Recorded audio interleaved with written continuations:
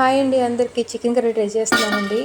Chicken curry చాలా టేస్టీగా ఉంటుందండి, కానీ చాలా ఈజీ ప్రాసెస్ అండి. ముందుగా ఆయిల్ హీటెక్కిన తర్వాత ఉల్లిపాయలు పచ్చిమిరకాయలు బాగా వేపుకోవాలి. ఉల్లిపాయలు పచ్చిమిరకాయలు బాగా వేగిన తర్వాత ప్రతి కర్రీని ఫ్రెష్గానే అల్లం వెల్లుల్లి ప్రిపేర్ చేసుకుంటారండి. ఉల్లిపాయలు కూడా బాగా వేగినాయండి.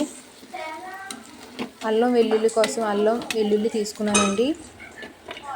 దీన్ని మిక్సీ జార్లో వేసుకుని పేస్ట్ చేసుకుని కర్రీలో వేసుకుంటున్నాను. ఉల్లిపాయలు అల్లం వెల్లుల్లి పేస్ట్ వేగిన తర్వాత నేను శుభ్రంగా కడిగి ఉంచుకున్న చికెన్ కూడా వేసేసానండి. ఈ చికెన్ నూనెలో బాగా వేగాలండి. బాగా వేగిన తర్వాత గరం మసాలా, సాల్ట్ కూడా వేసుకుంటున్నానండి. చికెన్ చూడండి బాగా వేగింది. దీంట్లో నేను గరం మసాలా, ఉప్పు వేసుకుంటున్నాను.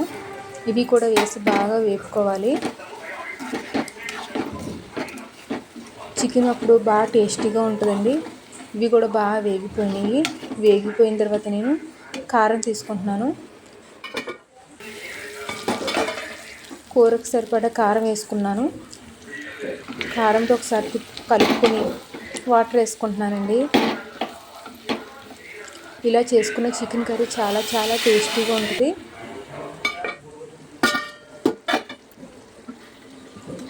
ఈ చికెన్ కర్రీ రెస్టారెంట్ టేస్ట్ కూడా వస్తుందండి. ఇలా ఒకసారి ట్రై చేయండి. నా వీడియో నచ్చినట్లయితే ఒక లైక్ చేయండి. Thank you.